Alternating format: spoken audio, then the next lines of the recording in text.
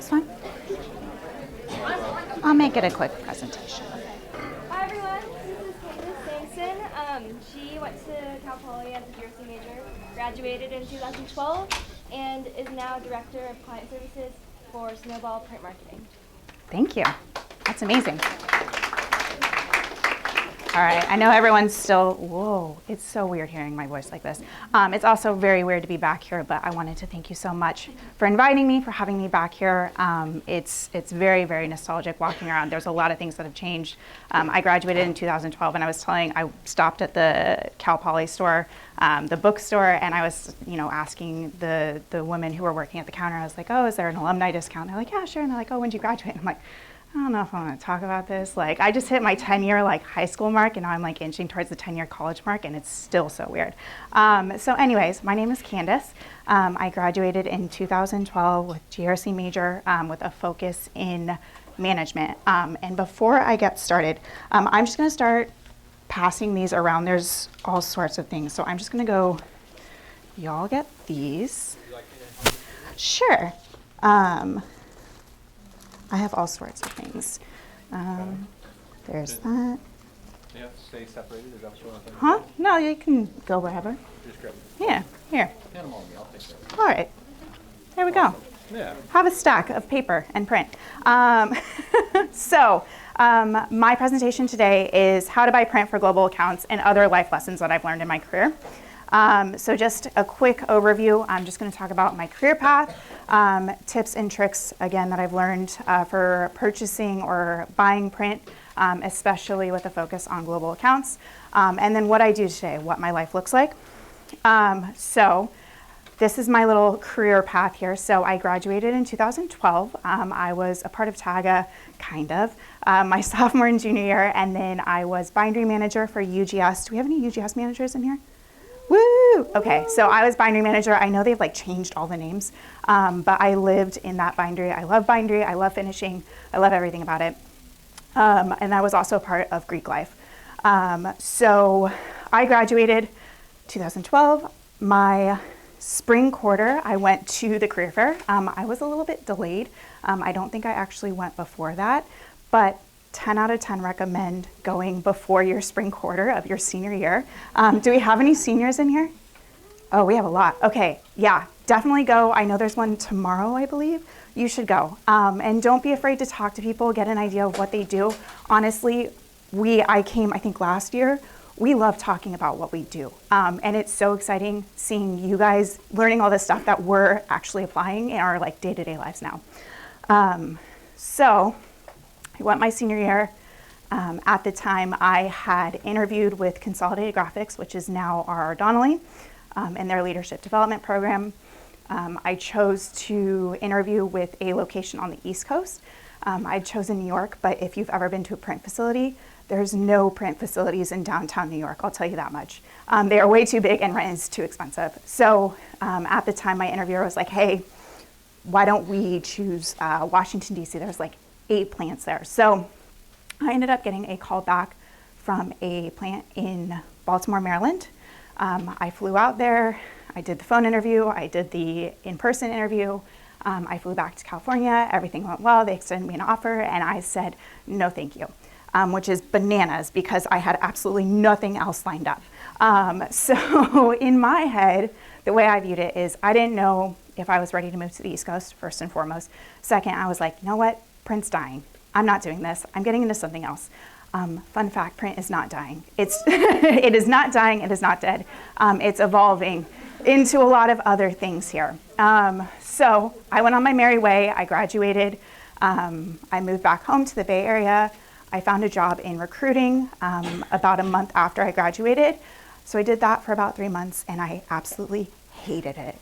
I was so miserable that at one point my mom's like, you know what, just quit. Just quit, don't do it, we'll figure it out. It's fine, you'll be okay. Fortunately, I have my parents to help support me. I know that for some people that's not the case, but I digress. So at that same time where I was like, this is not what I want to do, I don't know what I want to get into, Kevin Cooper actually reached out to me. He was like, hey, I'm at a conference with these consolidated graphics reps and executives, and they're talking about you. And I was like, who's talking about me? Like, I just graduated, like, I'm not, my name isn't huge, I'm not some like famous person. And it was the president of the facility in Maryland. So I reached back out to him, I was like, hi, I'm so sorry I denied you the first time. Could you give me another chance? I'd love to come work for you. And fortunately, he did. He brought me back out, we interviewed again. I toured the plant, I stayed out there for a few more days, and I fell in love with it. So I flew back to California again. This time I happily said yes to their offer. So I moved my stuff across country, and I started working there, which brings me to this little midpoint. So I started as a management associate in their leadership development program. Highly recommend if you can ever get into like a management training program, associate program, whatever it might be. It's so beneficial. They taught me how to basically run a business from the ground up. So I started in bindery, which they're like, oh yeah, like we'll stick her back in bindery, like she'll hate it. Little did they know that I loved it. I actually did it here. So started in bindery. I then went to the press room, and then I went to their like digital side of things. I helped run their digital peak season. So they were partnered with American Greetings doing personalized cards.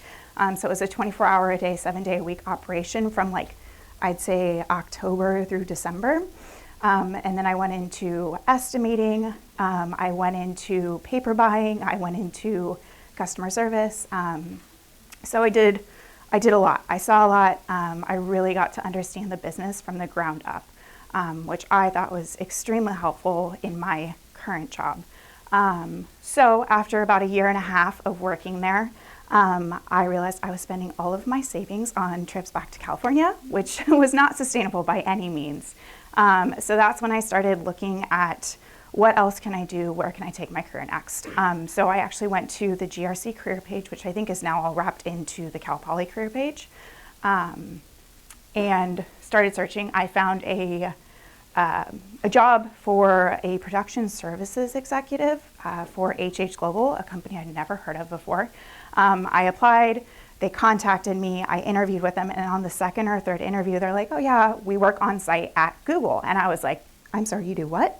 So immediately piqued my interest. I was like, Google's this huge search engine. What kind of print are they doing? They're doing a lot. It's a lot. It's almost a $24 million account now. So if you can imagine that Google's doing print, so are a lot of other people. So I started working at HH Global. I was a production services executive. I started on Google Fiber. So I'll show you, get back to that in a second, but we did everything. So there's samples passed around of Google Fiber, but they do direct mail, they do collateral for their retail locations, they do events, so like pop-up banners. These were some of the fun projects I got to work on that everyone's like, you did what? We sent flowers.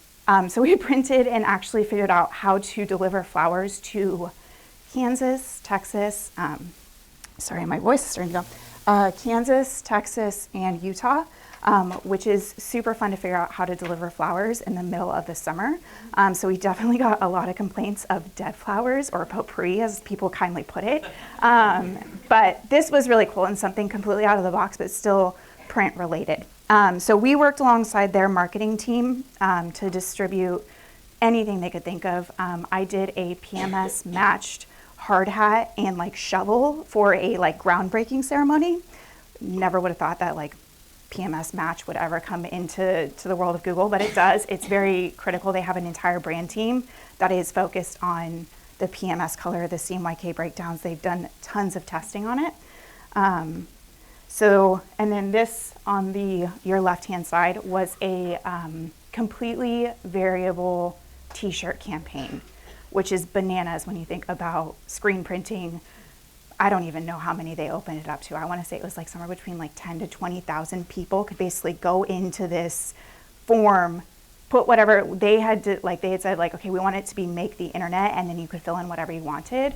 But if you can imagine getting all these people coming in from one location. So I think we did it in Charlotte, North Carolina, and one other location. And then they had to actually, the Google Fiber marketing team had to like scour it and basically like remove any like R-rated things and things that were not of nature to be printed on a t-shirt with their brand. But that was something different. And then this, I worked on other parts of Google, so it wasn't just Google Fiber. This was for their retail team when they launched the Pixel 4 last year, or this November. So they sent out these really cool boxes and kits to like YouTube influencers and mega star, like Chrissy Teigen got one of these, and like everyone's ears like perked up. They're like, Chrissy Teigen. Yeah, so we sent these to people like Chrissy Teigen. So you can imagine like these have to look really freaking good because it's going to people who are going to be broadcasting it to tens of millions of people. I digress. I'm going to go back to this one. So started on Google Fiber, was there for about 2.5 years. And then I was promoted a couple of times, and then I was ready for a change. So we had just won Uber, which is kind of where I'm going next. So there's some Uber samples running around, but basically we print and distribute all of the decals for the US, Canada, Brazil, and Australia. And this is where my presentation really starts to go into the global aspect of things. Just because this is really where I got my deep dive into understanding like how do you print and distribute globally. So this was really cool. So getting into it, I have about 5 tips for printing and printing globally. You are the expert. So Cal Poly, they will tell you time and time again, and honestly, I still get it to this day, but like the learn by doing motto will follow you wherever you go. You are the expert. You understand uncoded versus coded. You understand CMYK versus RGB versus hex. You are the expert. So your clients come to you and they're like, hey, we want to print this and we want it in homes next week. And you're like, okay, well, hold up. What do we have to do here? Like, what's the quantity? Are we printing it digital? Are we printing it litho? Is it something where it needs to be screen printed? Is it something where we actually need to manufacture it abroad and then have it shipped in? So you all, I'm looking at you, are the experts. My second tip is to be humble or fake it till you make it. So I am a big proponent. I know I graduated some 8 years ago. Which is not a lot of time in the industry. So I'm working with a lot of press operators who have been working on their press for 10, 20, 30, maybe even 40 years. They know way more than I do, and they've seen way more change in the industry. They've usually been running those presses for a very long time, so they know how to work the color and get it the way that you want it to look. Don't be afraid to ask questions. I still learn a lot. Honestly, I could probably learn a lot from you guys if I sat down and talked with you. But just don't be afraid to ask questions. Be humble. You are the expert, but you are not the expert. There is always someone who knows more than you. Number 3, so this is kind of the first thing that we start with any sort of print campaign, marketing campaign, is the data. And I stress this because you're only as good as your list, right? So if your data is crap, your ROI is going to be crap as well. So you really, you purchase, like what you pay for it is kind of what you get out of it. So you want to make sure that you're getting good data, and you want to understand, what is the split, right? So if you're looking at a global account and they're doing half in the US, half in EMEA, you want to start looking at, okay, what are my options here? Like, where can I print with this? Do I want to print it all in the US, or does it make sense to actually go global with it and split half the list, in the US, half the list, and print it in EMEA? My number 4 is something that you will hear a lot, I think probably even in these presentations, as like an answer to a question. It depends. It really depends on a lot of different things. So like I said, if someone in marketing comes to you and says, hey, I want to print this and I want it in homes next week, you start saying, well, we'll see what we can do here. It really depends on your data. When can we have data? It depends on the quantity.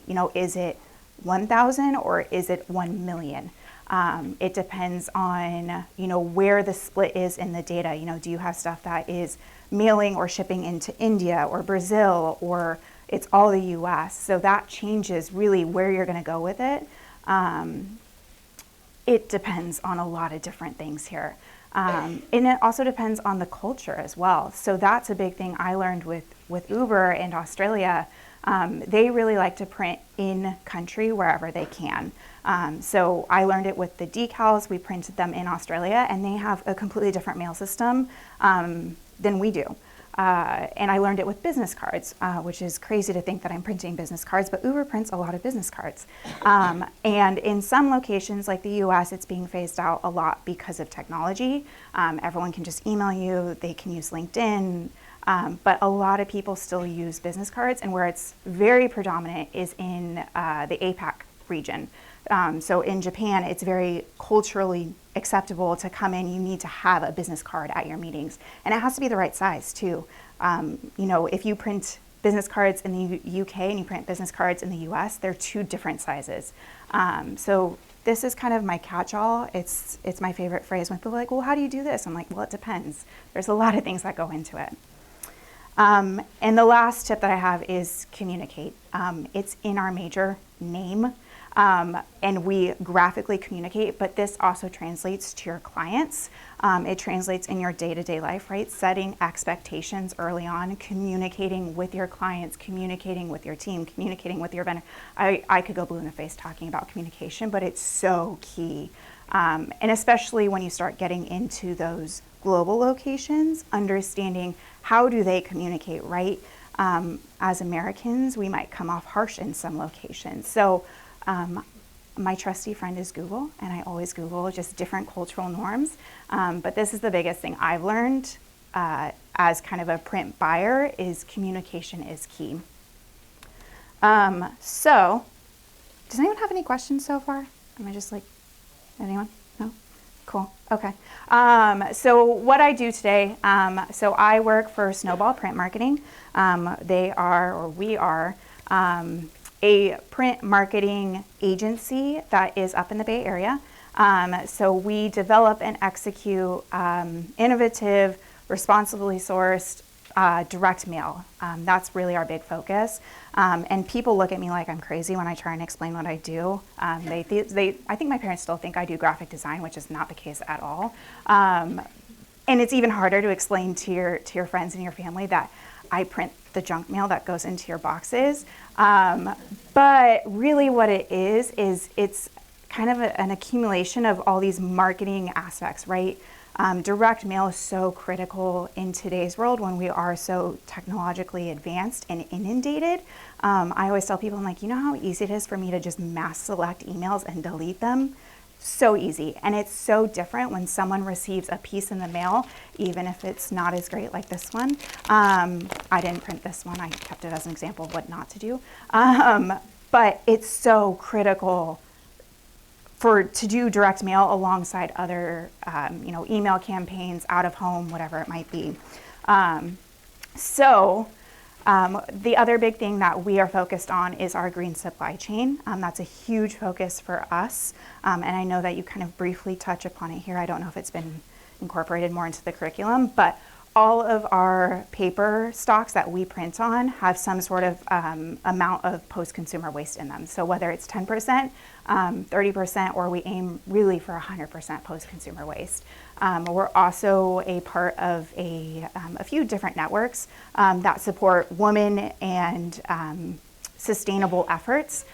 So that's a big thing for us, is the fact that yes, we understand that print is not necessarily always the most sustainable route, but we try and offer as much as we can as far as like the post-consumer waste, or even reducing sizes so that you're not using as much paper, or you're wasting less paper. And the last big point to touch on about Snowball is the fact that we're committed to donating 3% of our profits to support nonprofit organizations that focus on women empowerment, forest conservation, and renewable energy. And I'm sorry I'm reading directly off of that, but that's a big thing. A lot of big companies today they have kind of like give back programs, but this is a huge statement for us to give 3% of our profits when we're making anywhere from $4 million to $10 million. Like, that's a lot of money. So this is pretty big. Your dollars definitely speak to the powers that be. So if they see you supporting smaller, woman-owned companies or someone that's into forest conservation, it goes a long way. And then these are a few of our partners. So we partner with a data source, IDM. So we kind of tag team with them, basically selling data and then offering the print in the background. We partner with 2 different mills, so Mohawk and Roland. So we work directly with them to understand where's our paper coming from, where is it going, what's happening with it. And then this is kind of what I mentioned earlier, was the women in clean tech and sustainability. So we do have our partnerships that we are focused on. Does anyone have any questions so far? No? Good. Did you have a question?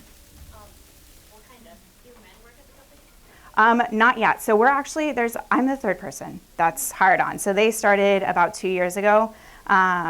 HH Global does. I know that there's a ton of GRC grads. I think we've hired at least 10 to 15 for HH Global. I know the latest one was Alan Nguyen, so you guys probably have known him. He started HH Global. So right now, Snowball Print Marketing is a small company of 3. We're all women. So not yet, but hopefully in the future. Any other questions that have come up? No? So I think a lot of you probably wonder, especially seniors, it's like, what can I do with print buying? Where can I go with this? What does my day-to-day look like? I hate saying this, but it depends. It truly, truly depends on what happens overnight. So when you're talking about global stuff comes in from Europe, stuff comes in from APAC, stuff comes in from Australia, and they're working while we're sleeping. So first thing in the morning, it's usually checking emails and putting out any fires that have occurred. And then from there, it's me working on, where are my clients based? If they're based on the East Coast, it's responding to their emails first and making sure I get that going. I work with vendors on a daily basis, so I'm speccing jobs. They're coming back to me with questions. And the real big benefit that I've seen graduating from Cal Poly and going into this print buying is the fact that we make our vendors' lives easier because we know what we're talking about. We know what can and can't be done. We understand the limitations. But that's not to say that I always know what I'm doing. Going back to my earlier point, I ask a lot of questions too. So maybe this vendor is not set for this specific type of print work, but there is someone else out there. So responding to client emails, that's a big thing for me. Working with our vendors, answering any questions they might have, working on any new projects or potential pitches that we have going on. I do invoicing, I do estimating, I do everything from top to bottom. Honestly, no 2 days look the same. It's just depends on what the clients want to do. How are we doing on time? Sorry, I can't see. Good.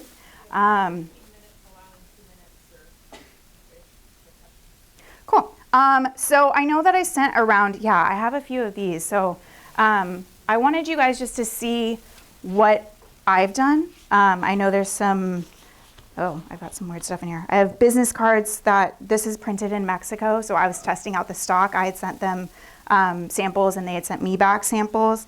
And then I had samples from the Netherlands. We did a direct mail piece for Waymo. So a lot of people have probably heard about Waymo involved with Google. This was really cool. They were testing out something. I don't think anything ever came of this, but they were testing basically kind of like an Uber system, but with Waymo. And this was specifically to Phoenix. So there's some cool things. And then I had the Google Fiber pieces in here. So there's a lot of different things that go on with direct mail. Honestly, we spend a lot of time. There's so many startup companies and financial tech companies and tech companies in the Bay Area and across the world that don't know the first thing about print. So we come to them and basically say, hey, look, you could run, a trifold if you want. If they're focused on costs, self-mailers are usually inexpensive, or a postcard usually inexpensive. What we've seen performs well is a number 10 business envelope. I know I had a few of those. There was a Bill.com one and a FreshBooks. Those actually perform really well. There's probably some psychology behind it. I have no idea what it is. So if there's a psychology minor in here and let me know. But I think it's probably to do with the fact that people think it's a bill, so they open it. We do some other cool things. We've concepted, I know that I see people passing that one around over there. That's a really cool fold. Yeah, that one. I don't know if it's made its way over this way or not, but that one is really cool, and it's just a different format that engages people. We have like an advent calendar one, and that's all done inline, so that means that essentially it's printed, folded, die cut, score, all of that fun stuff, all in line, so it basically comes off the press as a finished piece, which is really cool. Yeah, I think that's, feel like I've talked my ear off here. Are there any questions? What you can do with your career after college? What you're interested in? No one has any questions? So for HH Global, did you go out to the countries that you were working with, like APAC or Europe, and so basically was there travel involved with the work? Yeah, so with print buying, you'll have press checks. So I've been to like Nebraska, which is great. But on the flip side, which was really cool, was I got to go to Australia. So that was a work pay for trip, which was really cool. So I went out to Australia, I met my clients out there, I understood like what vendors we were using. With HH Global, they've really grown their local offices, so there's less of a need for us to go out there. But I've had my coworkers, my previous coworkers, one went to Singapore, one went to Hong Kong. We started in the UK, so we'd go back to the UK. I've been to Canada, which was really cool, and that's a whole nother beast in itself, is understanding the Canadian postage system, like beyond me. But that was really cool. So yes, I have traveled, which was a really cool work perk. It's less necessary now, but it was something cool at the time. Anyone else? Yeah. Why did you leave HH? So I was looking for the next opportunity. I felt like I'd kind of hit my reach. As fun as delivering flowers is and sending out really cool boxes to major celebrities, I just needed the next challenge. So that was a big thing for me, was I needed something that I could like grow into. And on my first day, my boss was actually my previous boss at HH Global. On my first day, I was talking to her, and I didn't even ask her about what the 5-year plan was for the company. I just kind of like dove all into it. And I was like, so what do you, like, where do you see us going? She's like, well, eventually, like, you know, we'll do X, Y, and Z, but like, you'll be the CEO. And I'm like, I'm sorry, what? And she's like, yeah, like, that's the plan. Like, you'll be CEO in 5 years, and I'll be like the managing director or the president or something like that. And I was like, okay, all right, that sounds great. But that's something that's like really cool and outside of my bubble, right? I would never have imagined being CEO of a company. And who knows if it'll happen, but it was just something that I had to do. I had to see if it just felt right. So, yeah. Anyone else? Yeah. Yeah, I just want to know what your favorite project you've worked on. I knew this was going to come up. I knew. We've done a lot of different things. We shipped pumpkins, which was pretty cool. The flower thing was pretty cool. I didn't work on it, but Nora, who's also a GRC grad and was my boss at one point, she actually worked with a manufacturer in China to create a plush fiber. They had like this mascot that was a bunny. So she worked with them to manufacture it and actually get like the gradient right on it, which was crazy. I'm like trying to think what else I like. Honestly, all the projects I worked on was cool. I think the flower thing was probably my favorite, though, is understanding, because it wasn't just it wasn't just the delivery of the flowers. It was also a coordinated like drip campaign is what they typically call it, where it was like the first touch was a door hanger, and then if they didn't sign up, then they got like a trifold, and then if they didn't sign up, they got a postcard, and then if they didn't sign up, that's when we delivered the flowers. So it was coordinating the flower delivery and understanding like when the timing happened. So that was pretty cool. Yeah, so that was probably my favorite. Yeah. Were there any fears or like kind of limitations of going from such a large company that is kind of Google and then going to B1 and 3? Was that scary or? Yeah.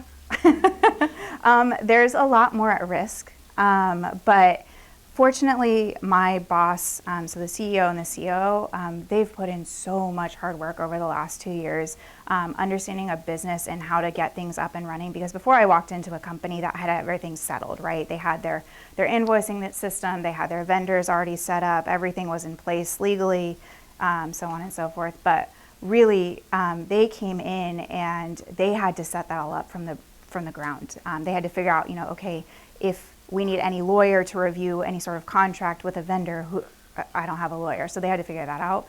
So fortunately for me, I walked in, they started 2 years ago. I walked in and a lot of processes have already been set up, but fortunately for me, it allows me to look at everything and understand, like, does this process work if we were to scale, right? If I hire 10 people in the next year, can 10 people work this system? Does it function? Like, does it work? So was it scary? Yes, but it's also so much more room for me to grow and, like, professionally and personally. So, yeah. I've thought about that. I don't know. I think for me, I don't know. I know there's some companies that will, I think for me, like, if the company paid for it, which it doesn't right now, and if there was some sort of salary increase, potentially. But I've thought about that just because I've been so ingrained with the marketing side of things. Would getting an MBA in marketing and going more towards the client side eventually help? Possibly, but we'll see. Things could change in a year. Yeah. I'm going to bring, just so you know, I'm going to bring Kendall back up here too, because we didn't get a chance for her to have Q&A too. So she's going to come in, and so you can ask questions to either one of them. Come on over. Come hang out. Stealing your spotlight now. Oh, she did amazing. Can we give a round of applause for her? That was amazing. Yeah, anyone else have questions for, yeah? Was sustainability a part of the conversation for your jobs before being at Snowball? Like at HH Global or just, yeah. So HH Global does, they partner with Canopy, so they are focused on sustainability, but I think that Snowball really, like, since they started, that was their, like, one of their founding principles is, like, we want to make sure that we keep the earth the way that it is now, right? So that our, my kids and my grandkids and my great-great-grand, they have somewhere to live. So yes, it was a conversation, and that's something that's really big for HH Global too, especially with how much we print, is just understanding, like, what does that mean for the earth? What's the impact on that? So yes, it was. It's more of a focus for Snowball. Anyone? Like a project management software screenshot early on. Yes, I like that. that's Trello, and we're in process. We actually have an open project right now to build out a project management solution. Going back to connecting everything to one place, we use Trello because it's a free solution that works. It's not great, and our biggest problem is people are updating stuff in different places. So that's just a nice visual of my projects, but I manage my projects in using our SendShare system in an entirely different way. But that's just a way to display to my boss and my director of what I have going on and statuses and whatnot. Cool. Mm-hmm. You guys always hire a couple of interns every summer. Yes, we do. Tell us what that is about. What do they do? So we love Cal Poly GRC interns.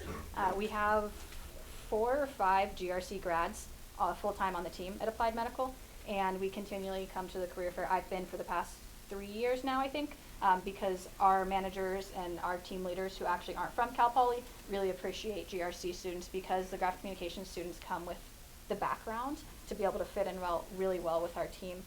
So because we do have a print shop in-house, for us printing is really important, and a lot of designers from other schools only get the design portion of it and they don't get the technology portion of it. So I have designers, senior graphic designers, who reviewed one of their files, and they were using 4-color black, and we're using PNGs on print files, and all of a little bit of a mess. And we had to go in there and, like, sit them down and be like, okay, here's what you need to do to be able to do this. And this is people who have years and years of experience and come out of just a basic graphic design or illustration program, whereas Cal Poly students just come in with that foundational knowledge of InDesign is our main program we use. And so we're using, basically all the features of InDesign. So to be able to have that knowledge and the basics behind the Adobe software is really helpful. And so then we can so for us, interns come in and we put them on projects right away, working on all kinds of stuff. Interns are working on our product support material right off the bat because honestly, we need the help.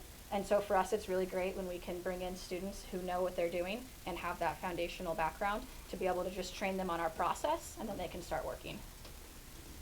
Yeah, that's huge. We get a lot of agency files that are crap. I kid you not, and that's a huge thing for any like DRT people out there who go into print buying.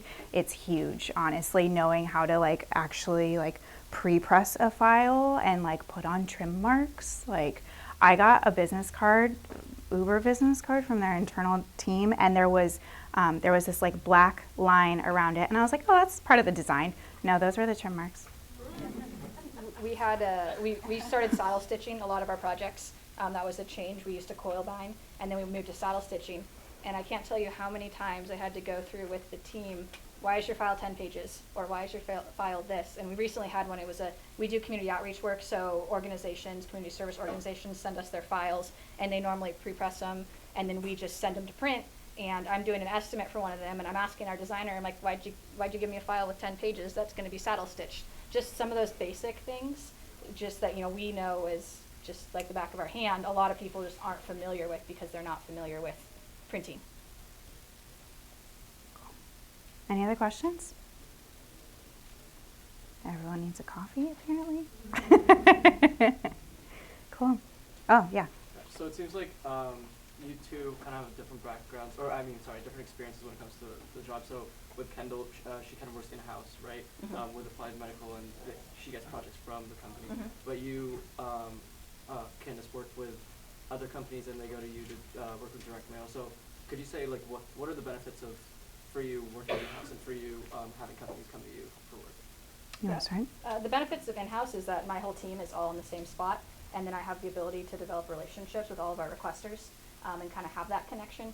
So like we did a pricing template notice that had to get sent out to a bunch of hospitals, for example, and when it came into my team, the designers worked on it, and after I was like, hey guys, that's actually, we have that pre-printed letterhead, so we should only have to run it on a copier, we shouldn't have to run that full job on the press. So I was able to call the manager of clinical development operations and say, hey, we didn't do this the right way, and she was able to say, okay, we can fix this. And so it's really nice to have that communication internally. Can also be a struggle sometimes because we're still working with these teams who don't necessarily know exactly what we do. And a lot of people just think we make pretty things, and they don't understand all the technology and everything that goes into supporting those processes. So we're in a constant educational phase, I would say, where we're constantly educating our requesters on what we do and how, if they provide certain things to us, we can help speed up the process. And that interaction, sometimes we get a lot of really, really, really last minute projects that we have to drop everything and work on because that's just the way it works. Whereas that wouldn't really happen in an agency setting. When you have deadlines, that you say we need 2 weeks to work on this, and they have to give you 2 weeks. For us, we say we need 2 weeks to work on it, and they give us 2 days, and we still have to get it done. Yeah, that also happens in the agency setting sometimes, but yeah, I completely agree. I think just the different aspects of what we do with, I guess, like companies coming to us is kind of the same thing as like we have to educate them. Fortunately, like they trust us a lot just because they know that we've seen other, we work not with just one person or just one company. We work with a whole variety of companies. So HH Global does a lot of work with Google's a big one, but we do a lot of work with Lowe's, and we do a lot of work in banking, and we do work with, I'm trying to think, HSBC was a big one, MetLife, so like we've seen all walks of life, so that's kind of cool, is that they come to us and they see us as their kind of like valued, trusted partner, but likewise, we also get kind of the short end of the stick on the deadline. So usually they're like, okay, this has to be in home on X date, and we're like, okay, well, we need files 2 weeks in advance, and they're like, okay, files aren't ready, and sure enough, like they still need that same deadline. So it's working kind of the magic, but it's really cool just seeing all the different types of projects and understanding. I mean, I've really seen like POS and POP, I've seen direct mail, I've seen flowers, I've seen out of home, so yeah. All right, we're gonna have to wrap it, but let's give them a big round of applause.